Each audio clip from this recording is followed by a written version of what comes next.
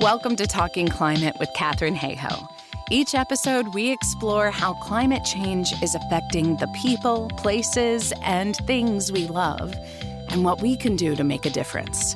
From science to solutions and stories that inspire, you're in the right place for real talk about real change. I became a climate scientist when I realized how profoundly unfair climate change is. It affects everyone, but not equally.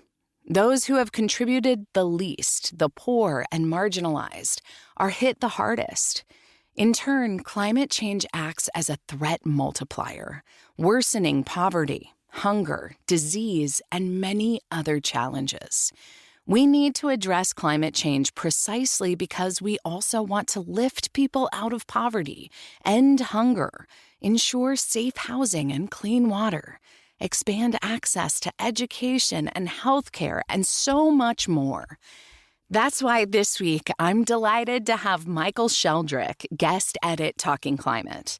Mick is the co-founder of Global Citizen, an international advocacy and education organization working to end extreme poverty worldwide. So far, the group has secured and tracked an amazing $60+ billion in commitments towards ending extreme poverty and achieving the Sustainable Development Goals. Michael himself hails from Western Australia and shares its climate story, including the good and not so good news, with us this week. Take it away, Mick. Good news. Just like in Texas and oil-rich Alberta, a lot is happening, some good, some not so good, in my home state of Western Australia.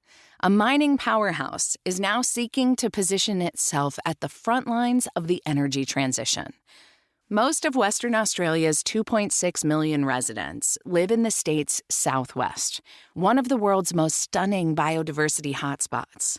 For much of the past century, the region's electricity came largely from coal, supplied by the town of Collie, a town of just over 7,500 residents, located about a 2.5-hour drive from Perth, the state's capital and my hometown. Today, Collie is fast becoming a best practice example of how to phase out coal without abandoning workers or communities. As renewable energy became cheaper and pressure for climate action grew, Western Australia's government announced in 2022 that all its remaining state-owned coal plants, all located in Collie, would shut down by 2029. Since then, nearly 700 million Australian dollars has been committed to help the town build new jobs and income streams by attracting new industries to the area, like battery recycling and green steel, and support the retraining of workers. In April, Collie completed construction on one of the country's largest battery projects, a 1.6 billion Australian dollar investment designed to help keep the grid stable as coal phases out. The town will also soon host the region's first battery maintenance hub, creating at least 50 new jobs. Western Australia is also home to Fortescue Metals, one of the world's largest iron ore producers, and a major force in Australia's mining sector. Its founder, Andrew Forrest, has set one of the most ambitious goals in global mining: to eliminate fossil fuels entirely from Fortescue's Australian operations by 2030. No offsets, just a complete switch to clean power, electric trucks, and battery-powered trains. He's backing that promise with more than $6 billion in investment to make it happen. As for Collie, other projects are in the works. Early ventures in green magnesium and graphite processing are moving forward.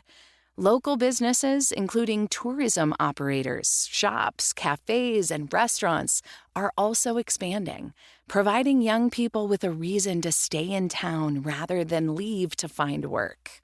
The town's main street reflects this progress. Restored buildings have won heritage awards. State-funded mountain bike trails are drawing outdoor visitors. Overall, tourism is up nearly 75%. As the local MP put it, I used to joke that I knew everyone in town. Now, on Sundays, I can walk down the street and not recognize a single face. For both Collie and Western Australia as a whole, this is a great development. Not so good news. Western Australia is already one of the world's top LNG exporters. That's natural gas cooled into liquid form so it can be shipped globally. If it were a country, Western Australia would be the third largest LNG exporter in the world, behind the US and Qatar. In May, the Australian government approved a 40-year extension for the Northwest Shelf, Western Australia's largest gas project, operated by energy company Woodside. The decision triggered debate across the country and beyond. Pacific Island leaders, First Nations representatives, environmental groups, and hundreds of protesters outside Woodside's Perth offices called the extension a carbon bomb, warning it could lock in 4.3 billion tons of carbon pollution through to 2070, equivalent to nearly a decade of Australia's annual emissions, or more than the total emissions of many mid-sized countries in a single year. They argue it would make it harder for the country to meet its climate targets. Western Australia is currently the only Australian state where emissions are still rising, while the country as a whole has cut emissions by more than a quarter since 2005. Proponents argue that natural gas remains a vital transition fuel, especially for countries in Asia where coal use is still high, and many coal plants are relatively new and harder to replace. They note that Australian gas could help displace coal, while green alternatives like wind, solar, and battery storage continue to scale up.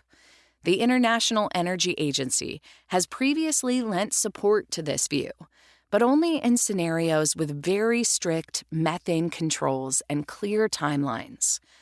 Debates about the role of gas in a decarbonizing world are not new, but the timing of this decision is notable.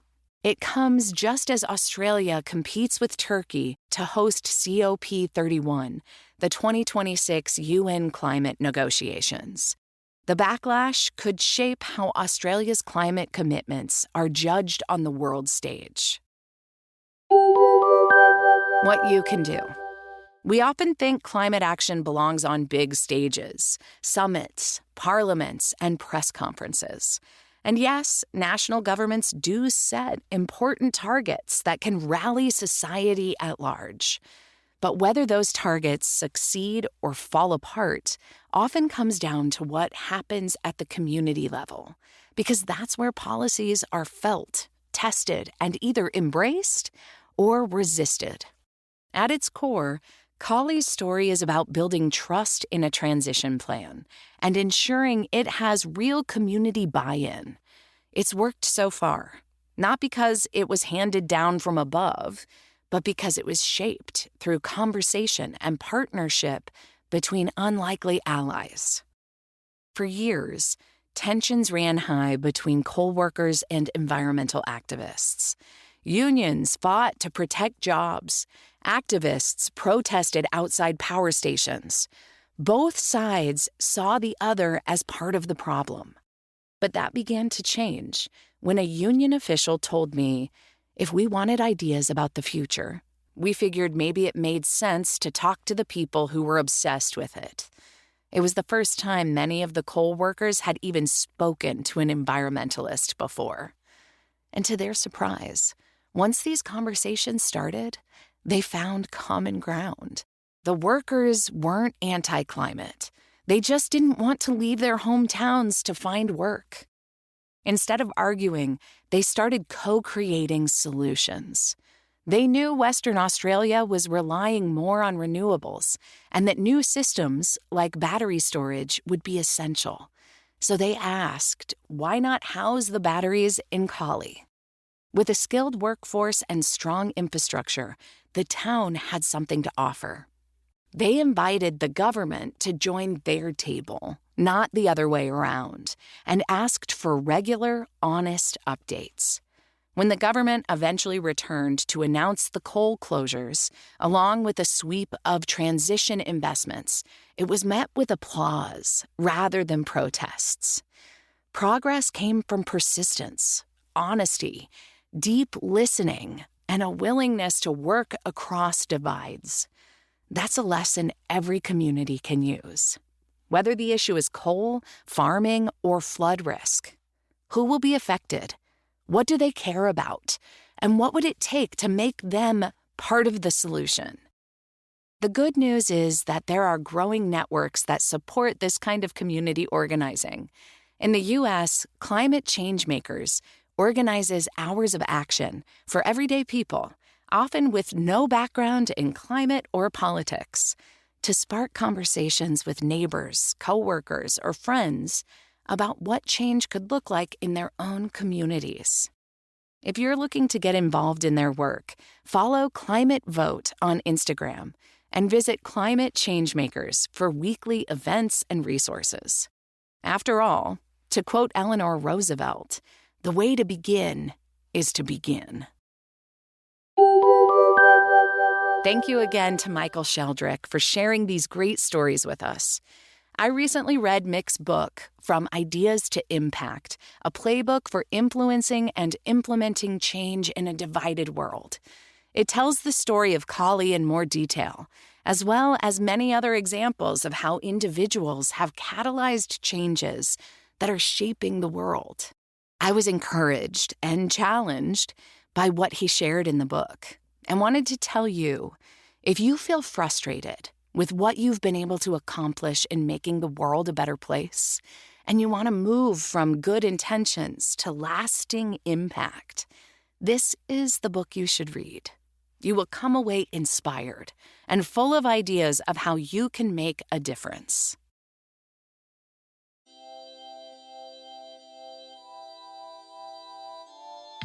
Thanks for listening to Talking Climate, narrated by Ann Cloud. For more resources, links, and actions you can take, check out the full newsletter at www.talkingclimate.ca. Until next time, keep talking climate.